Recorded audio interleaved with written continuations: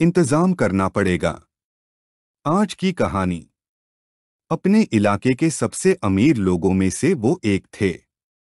सभी लोग उनको सेठ जी कहा करते थे। पिछले कुछ वर्षों से उनका व्यापार उनका बेटा संभाल रहा था। अब सेठ जी को बेटे के कहे अनुसार ही चलना पड़ता था। बेटा कई वर्षों से व्यापार में लगातार घाटा ही घाटा दिखा रहा था। लेकिन सेठ जी कुछ नहीं कहते थे, क्योंकि उन्होंने बेटे को बिना बताए ही व्यापार बेटे के हाथों में देने से पहले करीब 20 लाख रुपए अपने गुप्त बैंक खाते में जमा करवा दिए थे, ताकि जीवन में आगे उनको कोई कमी ना रहे। वो चुपचाप अपने बेटे को व्यापार को धीरे धीरे डुबाते हुए देखते रहे।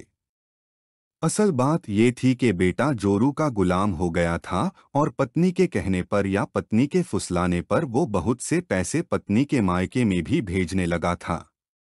पत्नी भी हर रोज नई नई चीजों की फरमाइश करती रहती थी। एक दिन अचानक ही उनके सीने में बहुत तेज दर्द उठा। उस दिन वो अकेले ही थे और बाजार में किसी काम से जा रहे थे। दर्द होते ही वो किसी न किसी तरह एक अस्पताल में पहुंच ही गए। डॉक्टर ने बताया कि उनके दिल में समस्या थी और तुरंत ही उनका ऑपरेशन करना एकदम जरूरी था। सेठ जी ने तुरंत ही पैसे जमा करवा दिए और ऑपरेशन की अनुमति दे दी। उनको कहा गया कि उनका ऑपरेशन अगले दिन होगा। वो जब अस्पताल से बाहर निकलकर घर की तरफ जा रहे थे, उन्होंने तुरंत ही फोन पर अपने बेटे को इस बारे में बताया। बेटे ने सहानुभूति दिखाने की जगह गुस्से से कहा, आपको अकेले अस्पताल जाने की क्या जरूरत थी? इतना बड़ा फैसला आपने हम लोगों से पूछे बिना ही ले लिया।